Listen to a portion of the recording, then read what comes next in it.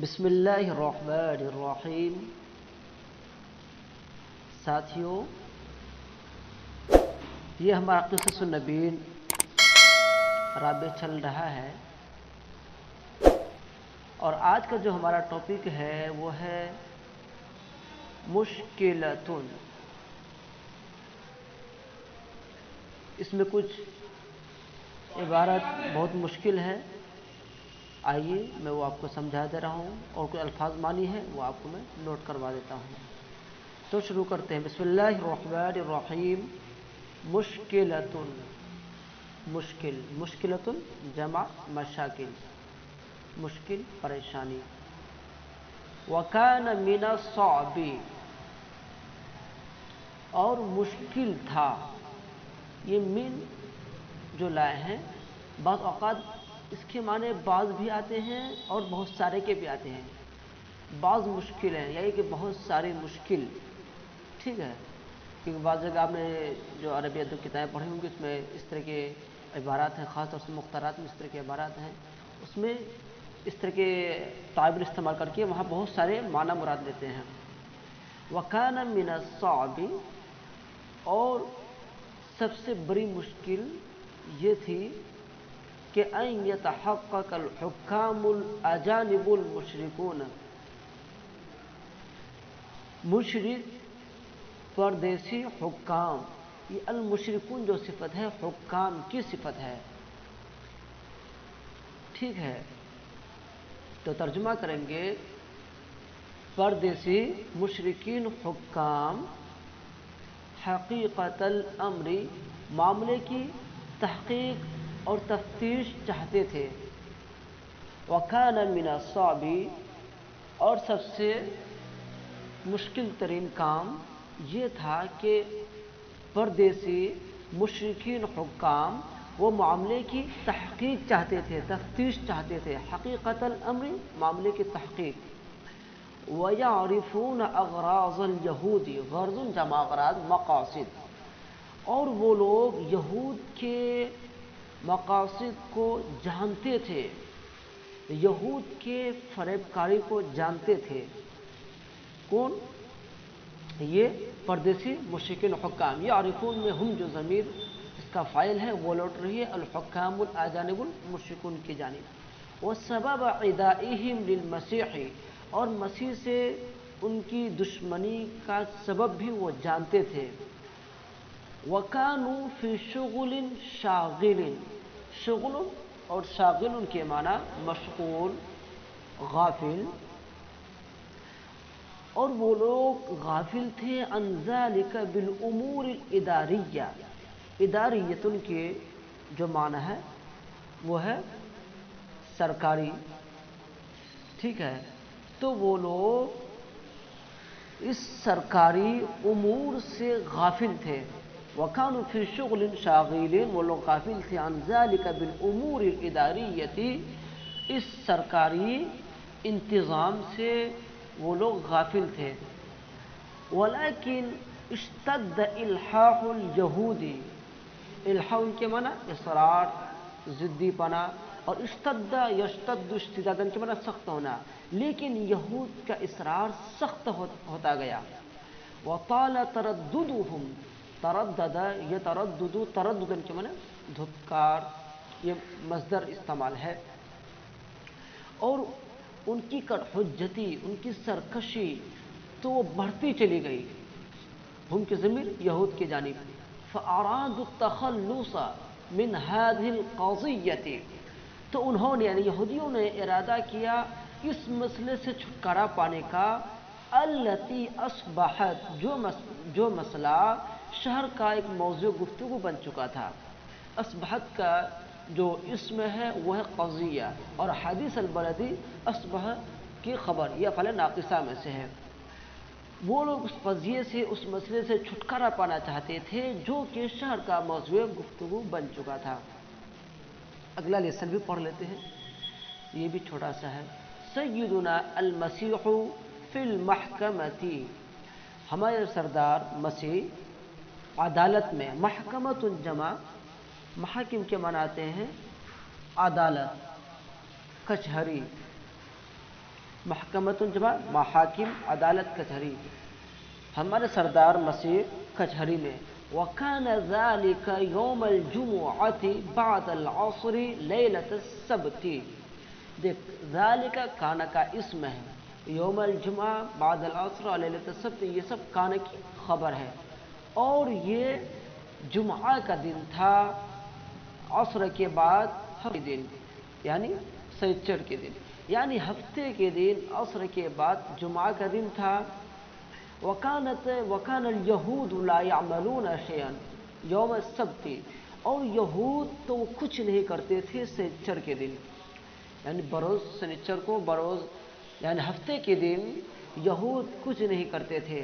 وكان يوم عطلة وكف عن العمل، اور وہ دن تو ان کا کان کا جو اسم ہے وہ ہے لیلۃ السبت، یعنی یہ کہہ سکتے ہیں کہ یوم السبت کانا کا اسم ہے، اور یوم عطلۃ کف عن العمل یہ کانا کی خبر ہے، اور وہ دن تو چھٹی اور کام سے رک جانے کا دن تھا.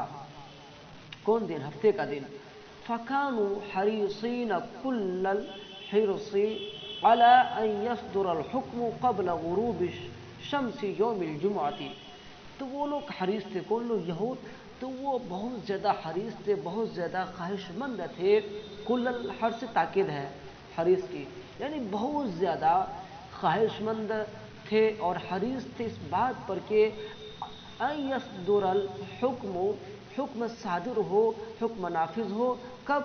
جمعے کے دن سورج کے غروب ہونے سے پہلے. یہ قبل مضاف ہے، پھر غروب مضاف الیہ، پھر مضاف شمس کی طرف، اسی طرح شمس مضاف الیہ مضاف یوم کی طرف، اور یوم مضاف الیہ مضاف جمعہ کی طرف. ترجمہ دیکھیے، جمعے کے دن سورج کے غروب ہونے سے پہلے حکم کے صادر ہونے کا وہ لوگ بہت زیادہ خواہش مند تھے. وَيَسْتَرِيحُوا مِنْ أَمْرِ الْمَسِيحِ، اور وہ لوگ مسیح کے معاملے سے آرام پانا چاہتے تھے.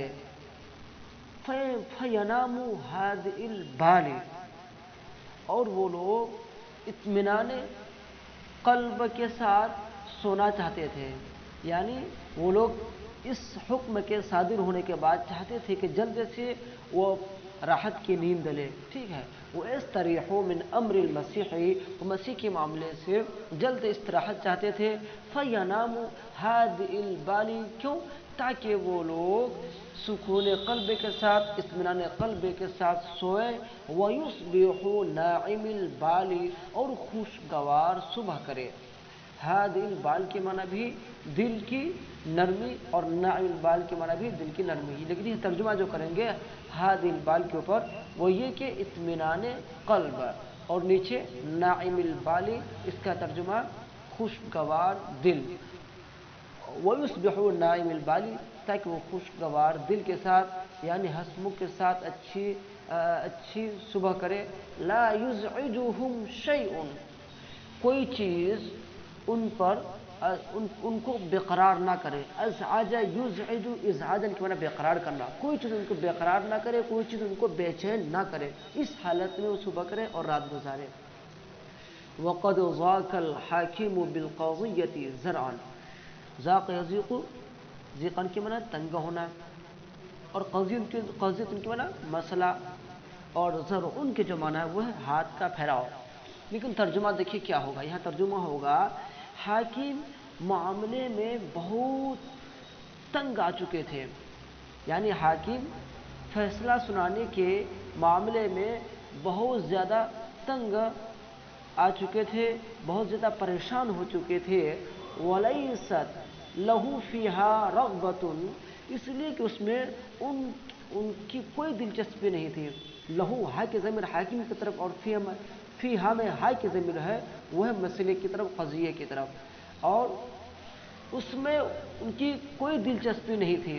وَلَا لِأُمَّتِهِ فِيهَا مَصْلَحَةٌ، عربی میں مصلحت مستعمل ہے اور اردو میں مصلحت، اور نہ ہی اس کی قوم کے لیے اس میں کوئی فائدہ تھا، کوئی مصلحت نہیں تھی، یعنی ان کا کوئی فائدہ اس میں نہیں تھا. ولا لأمته نہ ان کی قوم کے لیے فیہا اس مسئلے میں مصلحت کوئی فائدہ تھا، کوئی مصلحت تھی. وقد احتشد یہود لسماع الحکم. احتشد یحتشد احتشادن کے معنی ایک مقصد کے لیے جمع ہونا، یعنی جمع ہونا. یہود حکم کی سماعت کے لیے، حکم کو سننے کے لیے جمع ہوئے. وہم بین صائح و ہاتف. صائح اور ہاتف مترادف لفظ ہے، معنی ایک ہی ہے، چیخ و پکار. اور وہ لوگ چیخ و پکار کے درمیان تھے. وہ منتدر و متحکم.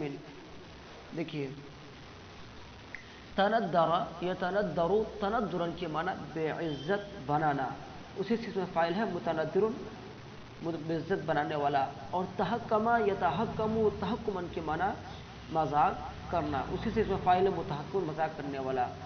وہم بین صائح و وہ لوگ چیخ و پکار اور رسوا کن اور مذاق کرنے کے درمیان تھے. اس کا ترجمہ یہ کر لیجئے، وہ لوگ چیخ و پکار کے درمیان تھے اور بے عزت کر رہے تھے اور مذاق اڑا رہے تھے، یعنی رسوا کر رہے تھے اور مذاق اڑا رہے تھے. والحاکم متضایق، تضایق یتضایق، تضایق کے معنی تنگ دل ہونا. اور حاکم تنگ دل ہو چکا تھا، پریشان ہو چکا تھا ان لوگوں کے اس حرکت سے. والوقت قصیر، اور وقت بہت کم تھا. والشمس قد مالت للغروب، اور سورج غروب کی طرف مائل ہو چکا تھا، یعنی سورج ڈوبنے کے قریب آ چکا تھا. فاصدر الحکم علیہ بالقتل صلبا، تو انہوں نے اس پر پھانسی کے حکم صادر کیا. دیکھیے اس نے حکم صادر کیا علیہ کس پر، یعنی مسیح پر، بالقتل صلبا یعنی سولی کے اعتبار سے قتل کرنے کا. اس کا ترجمہ جو ہوگا وہ یہ کہ حاکم نے ان پر سولی کا حکم صادر کیا، یعنی سولی دینے کا حکم صادر کیا. سولی دینا یعنی پھانسی پر لٹکانا. اب اگلا سبق انشاءاللہ آئندہ کل پڑھیں گے. اجازت دیجیے، السلام علیکم.